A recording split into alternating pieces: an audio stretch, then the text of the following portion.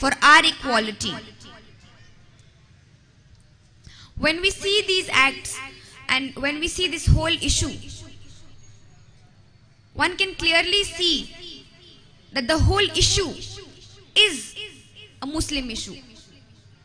One cannot say it's not a Muslim issue, it's the issue of the country. It is an issue of the constitution. The act is against the constitution, one cannot deny that. The act is against the marginalized and the oppressed, all of us. Dalits, Adivasis, Bahujans, every one of us, Muslims.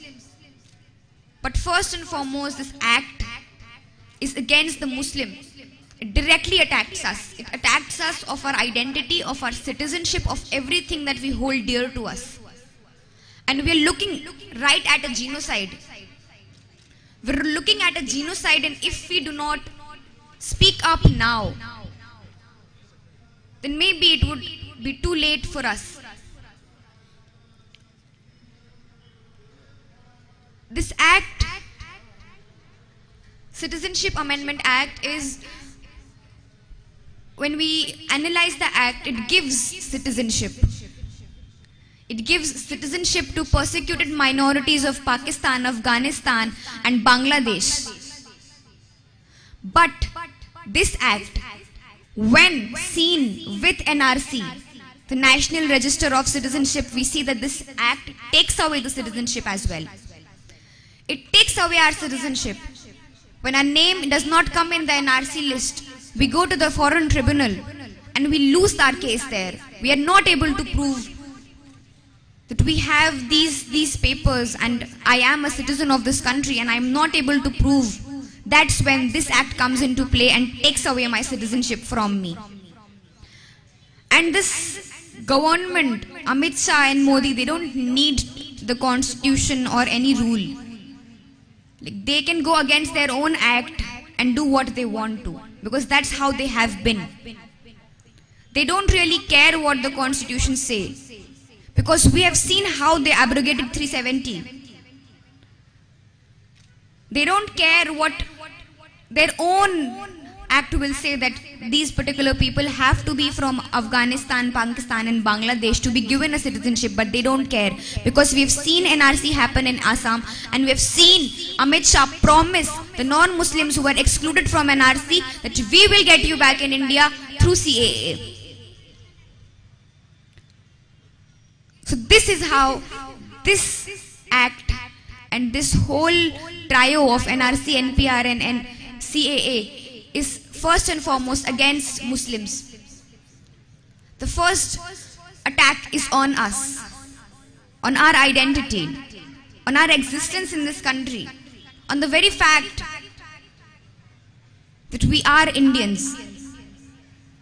And for 70 years we've been proving that we are Indians. But now we are coming out on the streets and we are saying that we don't need to prove you. You are no one to ask for proofs. You, these people who hold a Bhagwa Dhwaj, who burn the constitution, who believe in the Manusmriti, will ask us for proofs.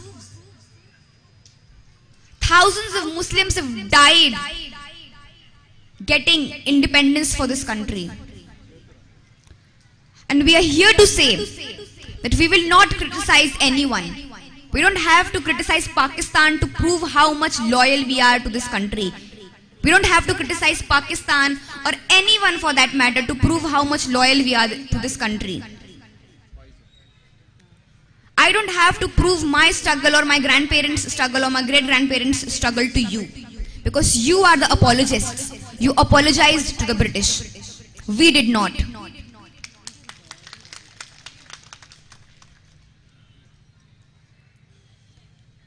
This whole movement was started in Jamia Millia Islamia in Aligarh Muslim University.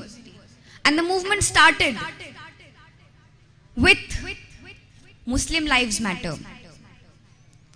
The students of Jamia Millia Islamia and Aligarh Muslim University started the whole movement as a movement of not just against NRC, CAA and NPR, but also to regain the self-respect and dignity that has been long lost in this country.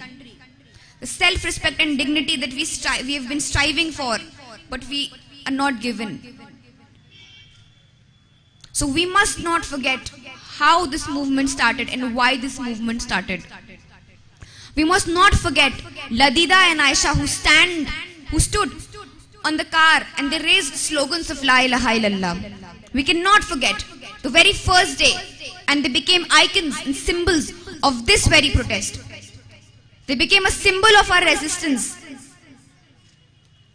And we cannot let the discourse that they start fade away into something that the majority conscience want us to think. We are here to say that being a Muslim is secular. That our identity is secular. Why is it that my identity is always labeled as a communal identity? Not any other identity is labeled as such. It is only a Muslim identity that is labeled as a questionable identity, that is labeled as a communal identity, no other identity. It is only our identity that is always under surveillance. The NPR that is coming and that will write D in front of names, doubtful citizens. We don't need the NPR. That D is already in front of our names. Every single Muslim, their name in itself is enough to say that these are doubtful people. So we are here to say that we do not accept this doubtfulness of yours. This is a fight of our identity. And coming from North India, more so than ever, because North India, the Muslims,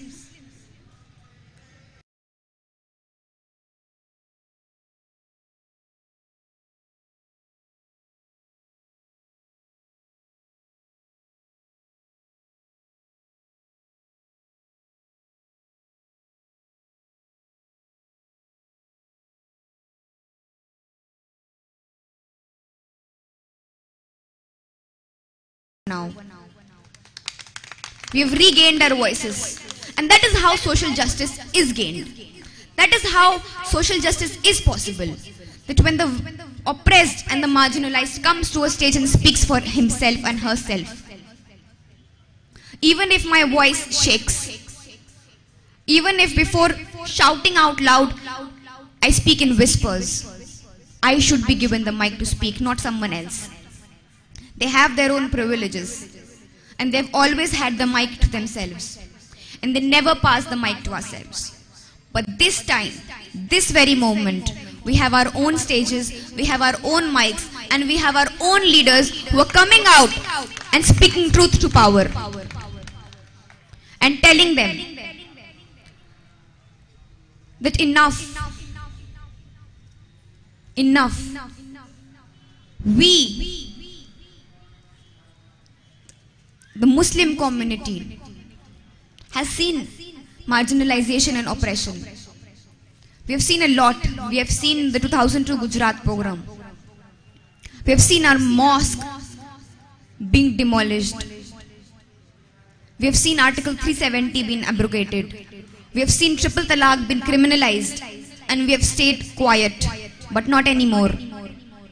We are here to shout and scream in your ears until you listen to us.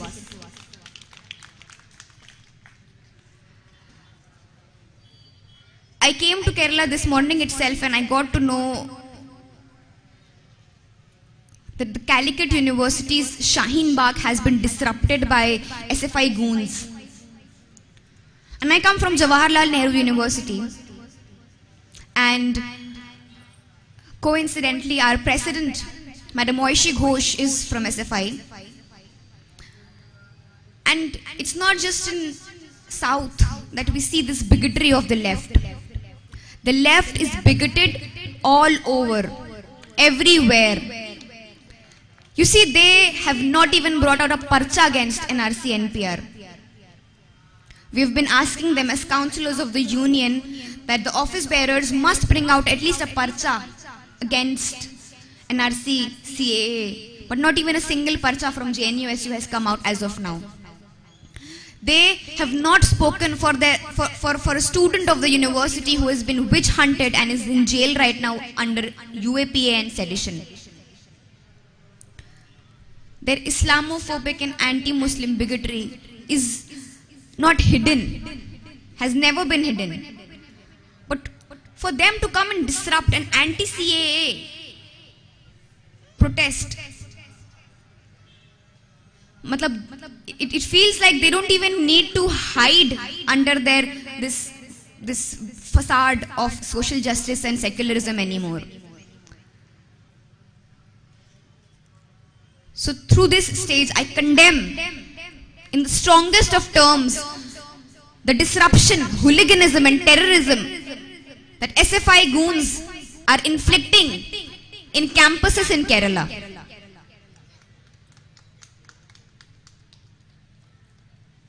I mentioned about a student who has been witch hunted, who has been tried on media for a month and then charged with UAPA and sedition.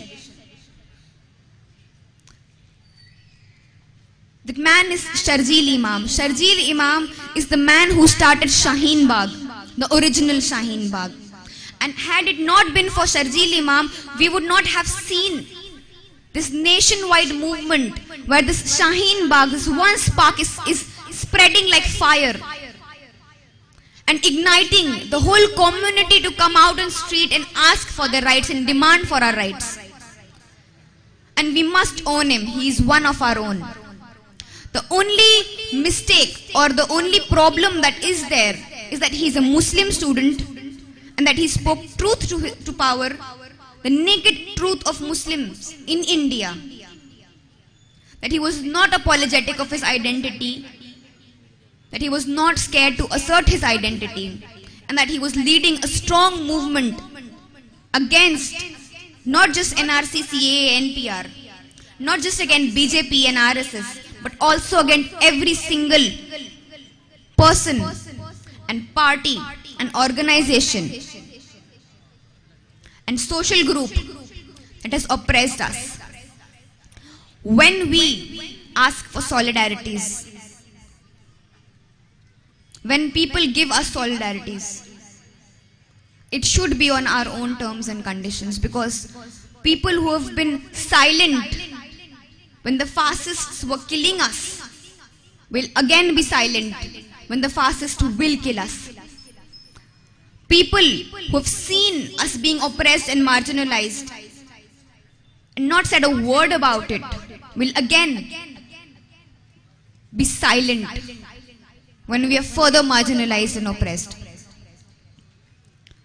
So when we call out against BJP and RSS, we must also call out against all those people who have facilitated BJP and RSS to gain a strong foothold in the country.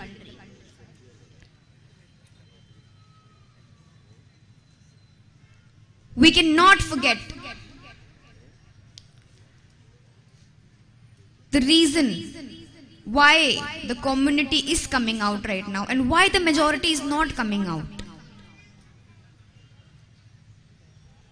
Muslims that are a minority in India are a majority in this anti-CAA protests. There can be just two reasons. That the majority does not think that the CAA is a problem, or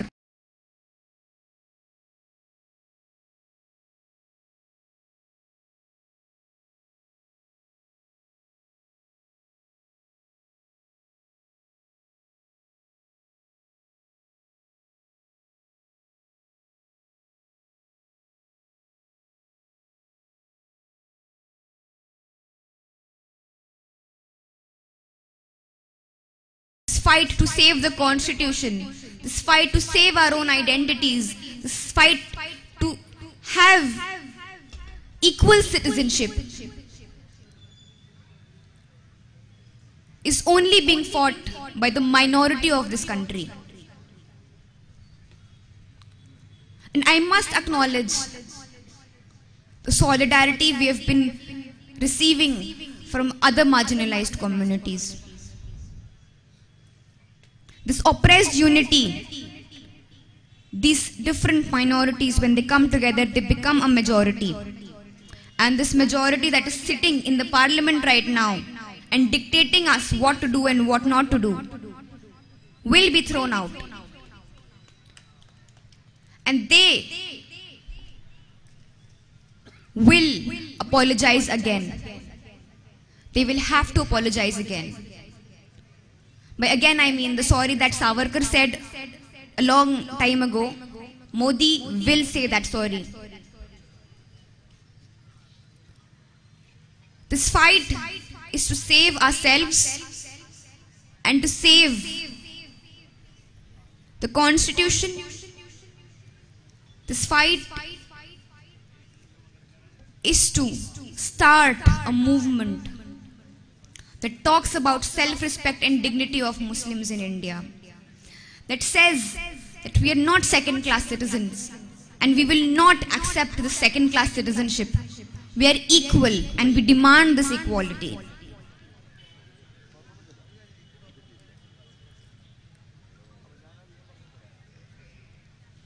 This movement, this whole movement is overwhelming to see, because this is the first time that the community, that the Muslim community is coming out in such huge numbers, especially the females. We've been always labeled and put inside a box. This is your place and this is how Muslims are. But we've broke open those boxes and we're coming out. And we're breaking every single stereotype. And we will, for sure, regain our self-respect and dignity and equal citizenship in the country. And no one can stop it. The majority comes or does not come. This 14% of India is here to stay, and this 14% of India will stay in this country, and no one can do anything about it.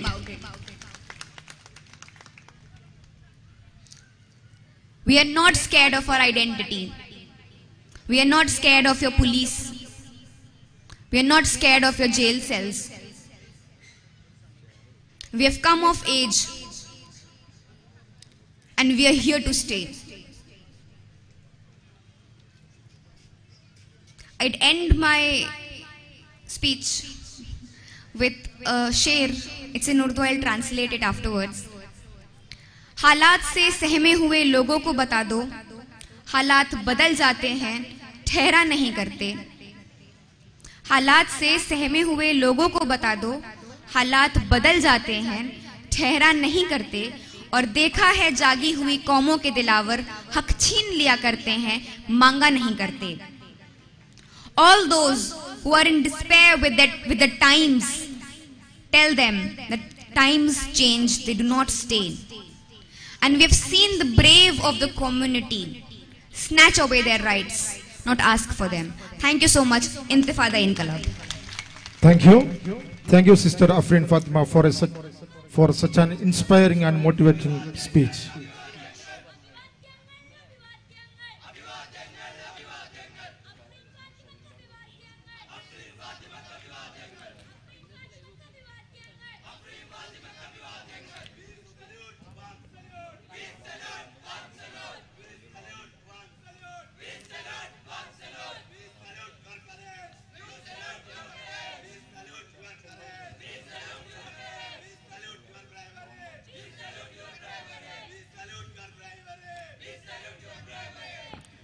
പൗരത്വ പ്രക്ഷോഭ long മാർച്ചിന്റെ സമാപന സമ്മേളനത്തെ അഭിസംബോധന ചെയ്തുകൊണ്ട് സംസാരിച്ച അഫ്രീൻ ഫാത്തിമക്ക് നന്ദി.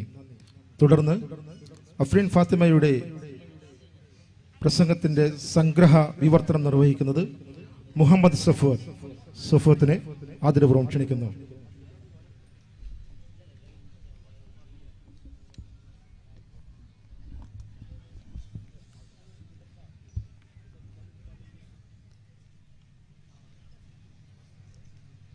പ്രിയപ്പെട്ട സമര പോരാളികളെ, ഈ നമ്മുടെ മുഖ്യാതിഥി അഫ്രീൻ ഫാത്തിമ ഇവിടെ നിർവഹിച്ച പ്രഭാഷണത്തിൻ്റെ ഒരു സംഗ്രഹ വിവർത്തനം മാത്രമാണ് അവതരിപ്പിക്കുന്നത്.